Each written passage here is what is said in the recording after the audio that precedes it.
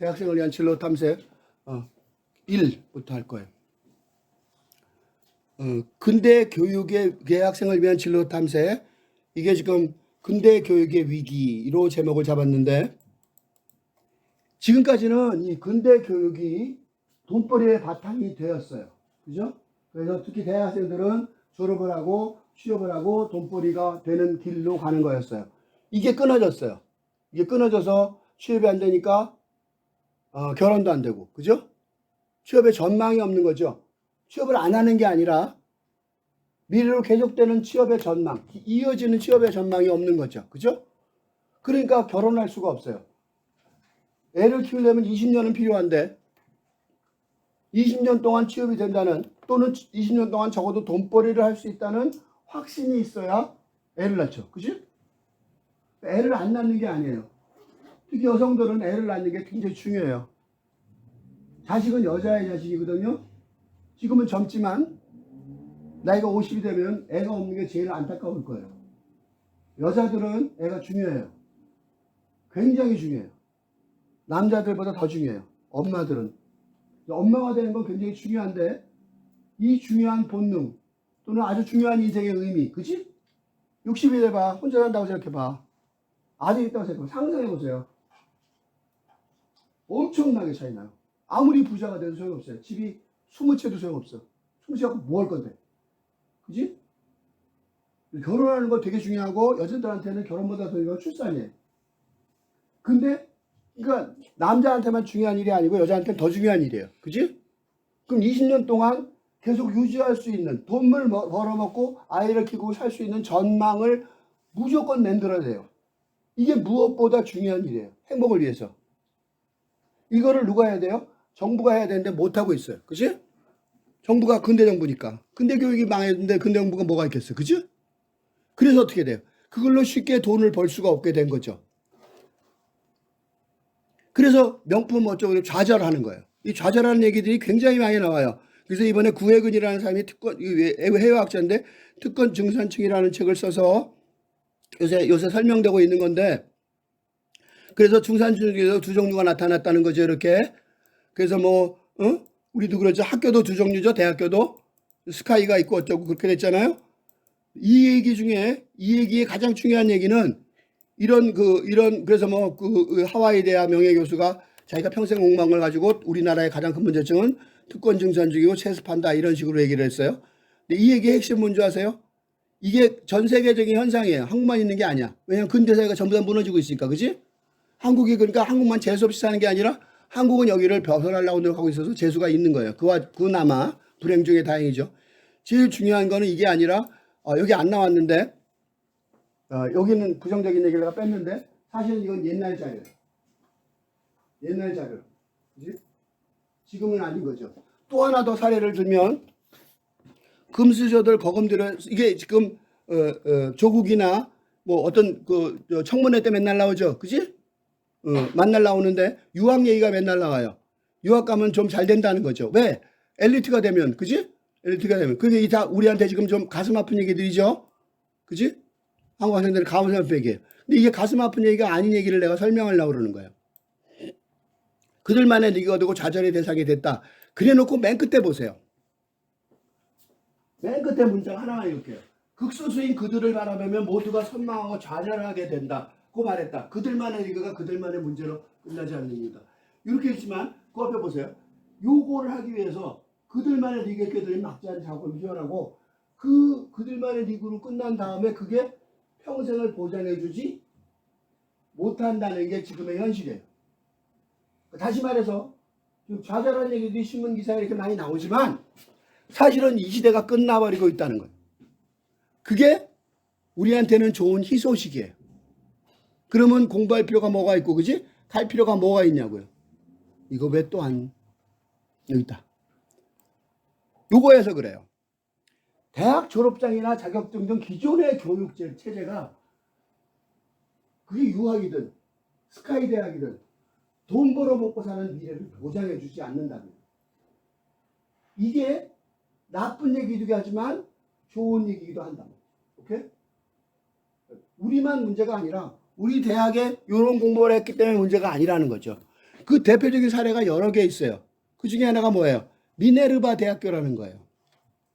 세계적인 대학교죠. 우리나라도 미네르바 대학교를 따라서 뭘 하겠다 어쩌고 그래요. 이게 뭐냐면 강의실이나 캠퍼스가 없는 대학교라서 7개국을 돌면서 온라인 수업을 하고 뭐 어쩌고 그지? 우리 한국에 2024년에 개교한다고 어쩌고 이렇게 나와 있어요. 이게 전 세계에서 가장 중요한 대학교인 거죠. 이 사람 되게 똑똑해요. 요새 코딩 얘기 나오죠. AI 기술자. 나 우습게 여겨요. 왜 우습게 여겨요? 코딩 지금 아무도 안 해요.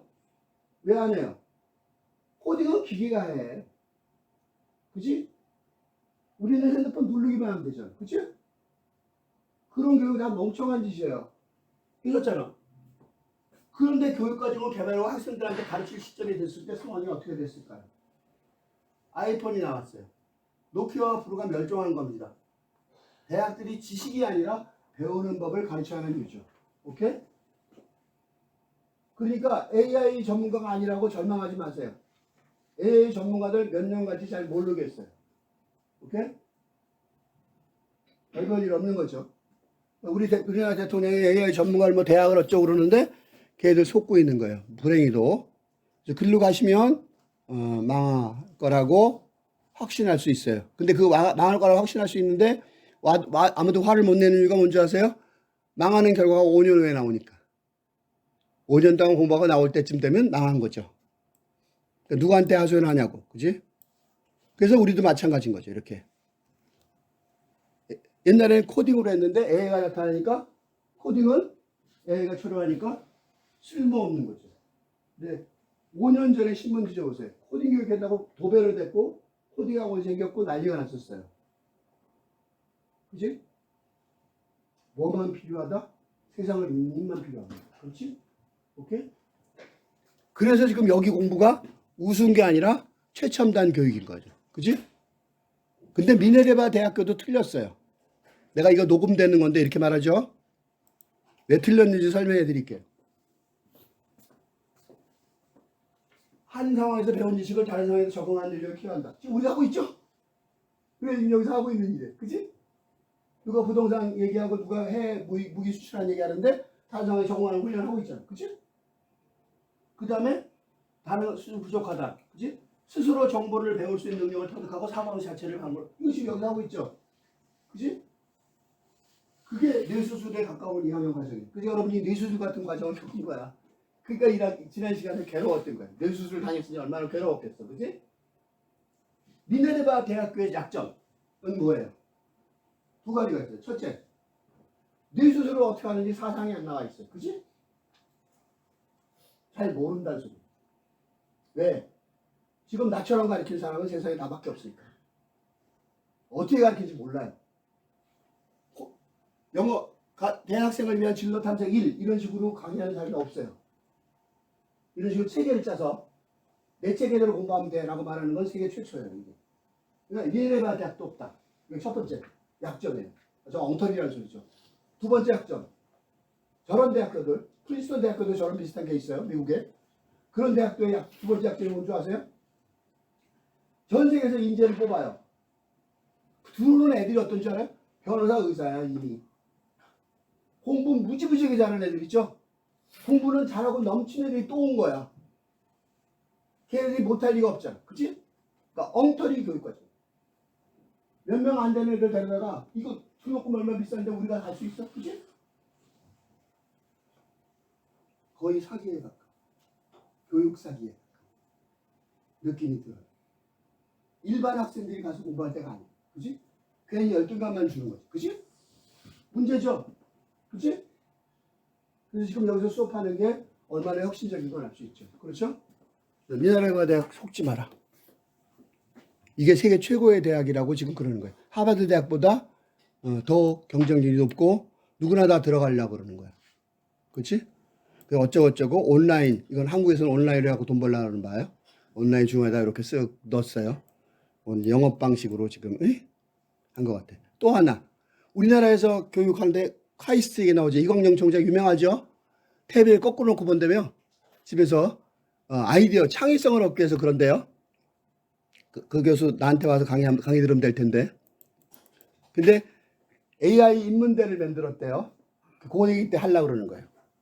그러면 공대에서 AI 인문대를 만들면 어떨까? 카이스트는 한국에서 최고죠. 나는 중간에 있는 사람 안 욕해요.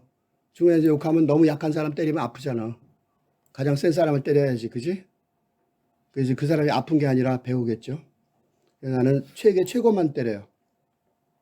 그래서 첫 디지털 인문대학을 만든다고 이게 신문에 났고 이거 총장에 이게 이제 우리 한국의 대학교에 가야 될 핵심 첨단이라는 소리예요. 그래갖고 이 대학을 만들었는데 뭐 인문학 전문 대상으로 어쩌고저쩌고 가르쳐서 이렇게 한다는 거죠. 그래갖고 이렇게 해놓고 괜찮은 것 같죠? 그래놓고 이제 진짜 실상을 보면 이렇게 말했는데 여기까지만 볼게요. 이렇게 된 거예요. 우리 사회엔 분명 인문학이 필요하다. 앞으로 문이과 융합 인재 수요가 폭발적으로 늘어날 거다. 스스로 새 사상을 창조하는 사람이 리더가 된다. 대표적인 문화가 AI 협력이다.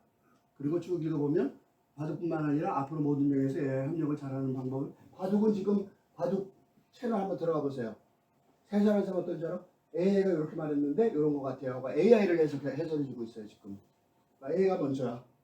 AI 컨닝하면 쫓겨나요. 탈락이야. AI 컨닝이에요.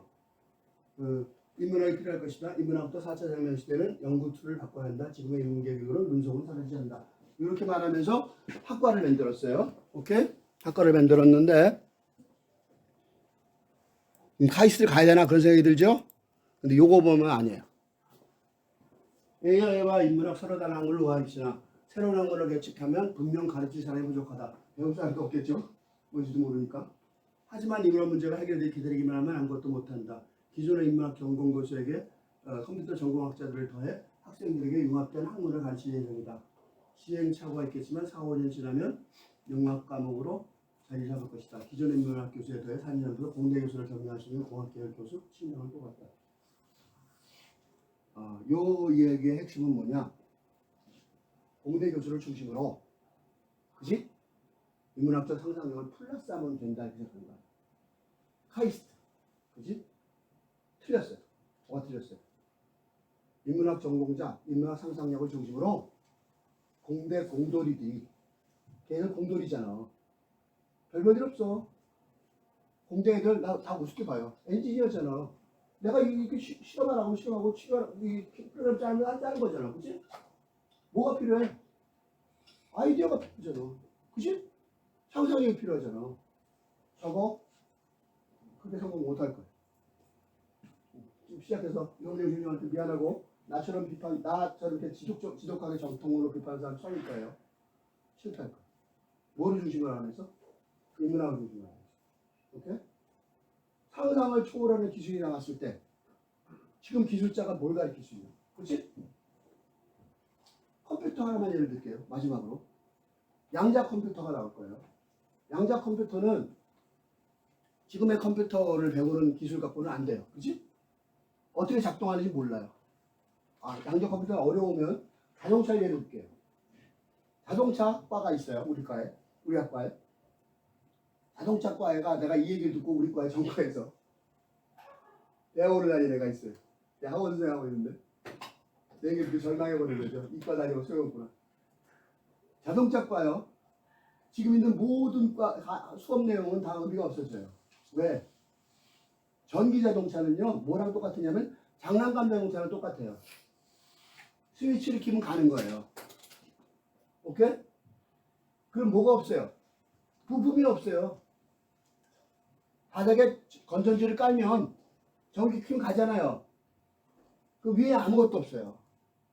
그게 전기 자동차예요. 자동차 때 배우는 게 뭐가 있어요? 엔진이 공고 다 필요 없죠 이제. 그치? 장난감 자동차에 엔진 있어요? 그치? 그거야 전기 자동차가. 그럼 뭐만 필요해요? 얘가 어떻게 잘 가는지 생각해보는 게 필요하죠? 근데 여기 문제가 또 있네. AI가 잘 바꿔갔죠?